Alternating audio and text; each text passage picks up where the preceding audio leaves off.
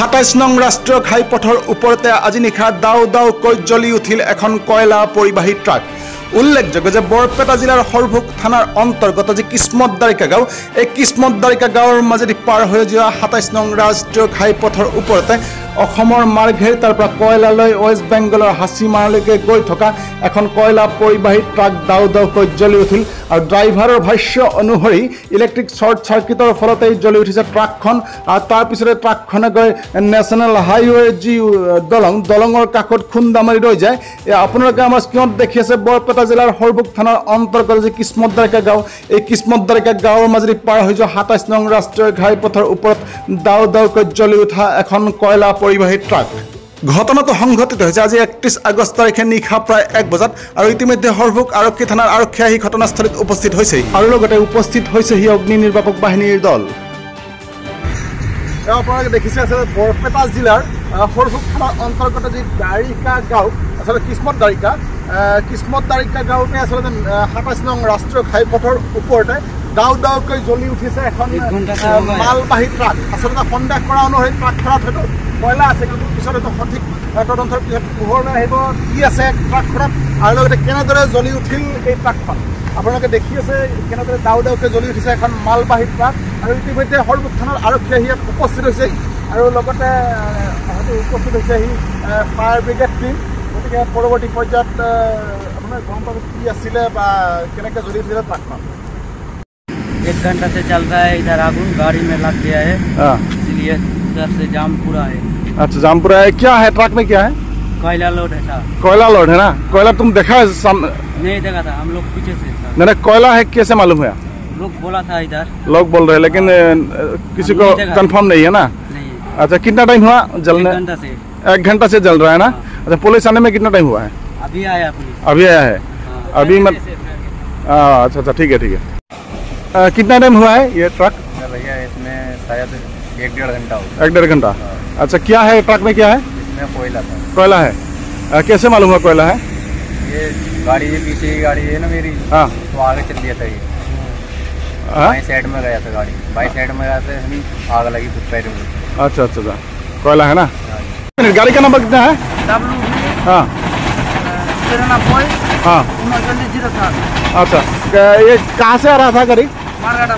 हाँ, मारगाड़ा। और कहाँ जा रहा था? हासीमारा। मार्घेरिटा से आया था, हासीमारा जा रहा था। मारगाड़ा आ रहा। क्या था ट्रक में, क्या था, क्या चीज था, सामान क्या था? कोयला। कैसे आग कैसे लगा? তো আমি যাচ্ছিলাম তাই যে শর্ট হয়ে গেছে। হ্যাঁ, শর্ট হয়ে যাওয়ার তো পুড়ে গেছে, তো আমি ছেড়ে পালিয়ে গেছি। হ্যাঁ, ছেড়ে পালিয়ে গেছি, তখন যে গাড়ি লেগে গেছে। আপুনি দেখিছে নিজে জুই লগা? হয়, মই দেখিছোঁ আৰু দেখিলোঁ যে ৰাষ্ট্ৰীয় ঘাইপথত 60 কিলোমিটাৰৰ মূৰে এখন টলগেট থাকে, কিন্তু 60 কিলোমিটাৰৰ মূৰে টলগেট যদি থাকে তেতিয়াহ'লে এম্বুলেঞ্চ থাকিব লাগে, ফায়াৰ ব্ৰিগেড থাকিব লাগে। আমি আজি 1 ঘণ্টা ধৰি ইয়াত আছোঁ, ফায়াৰ ব্ৰিগেডৰ নেদেখিলোঁ আৰু আপোনাৰ এম্বুলেঞ্চো নেদেখিলোঁ। খুব দুখৰ বিষয়। 1 ঘণ্টা পিছত পুলিচ আহিছে, ফায়াৰ ব্ৰিগেড আহিছে আৰু গোটেই ড্ৰাইভাৰবিলাকে, মই নিজে আছোঁ ইয়াতে, মই নিজে ফোন কৰিছোঁ বিভিন্ন জেগাত, তাৰপিছত ফায়াৰ ব্ৰিগেড আহিছে আৰু পুলিচ আহিছে।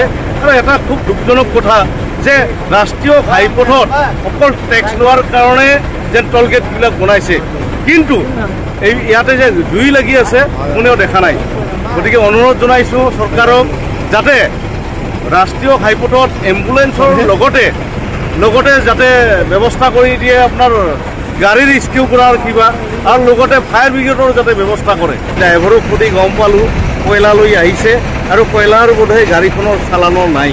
খুব দুখজনক কথা যে ইমান ডাঙৰ এটা ৰাস্তা, ৰাষ্ট্ৰীয় ঘাইপথ, তাতে ইমান 2 নম্বৰ গাড়ী চলে, খুব ডাঙৰ কথা।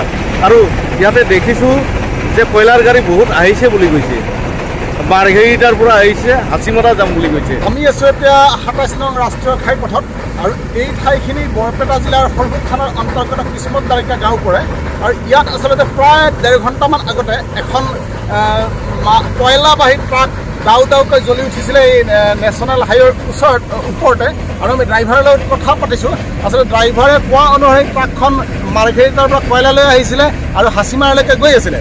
কিন্তু আচলতে সন্দেহ আছে গাড়ীখনৰ প্ৰকৃত চালান আছে নে নাই আৰু তেওঁ কোৱা অনুসৰি ইলেক্ট্ৰিক শ্বৰ্ট চাৰ্কিটৰ ফলত হয়তো ট্ৰাকখন জ্বলি গৈছে কিন্তু এই ক্ষেত্ৰত আচলতে সবিশেষ তদন্ততহে পোহৰলৈ আহিব গতিকে বহুতো প্ৰশ্ন আচলতে এই ক্ষেত্ৰত আহিছে কাৰণ বহুতে অভিযোগ কৰিছে যে বহুতো প্ৰত্যক্ষদৰ্শীয়ে যে আচলতে নেশ্যনেল হাইৱে অথৰিটিয়ে তেওঁলোকে টল গেট বহুৱাই টল টেক্স লয় কিন্তু লগা সময়ত তেওঁলোকৰ এম্বুলেঞ্চ সেৱা নাই বা ফায়াৰ ব্ৰিগেড সময়ত আহি নাপায় দেৰি হয় এনেকুৱা বিভিন্ন অভিযোগ আছে গতিকে আৰু কি তদন্তৰ হেতু এনেদৰে জ্বলিল ট্ৰাকখন বা চালান আছিল নে নাই ইত্যাদি বিভিন্ন কথা পোহৰলৈ আহিব ধন্যবাদ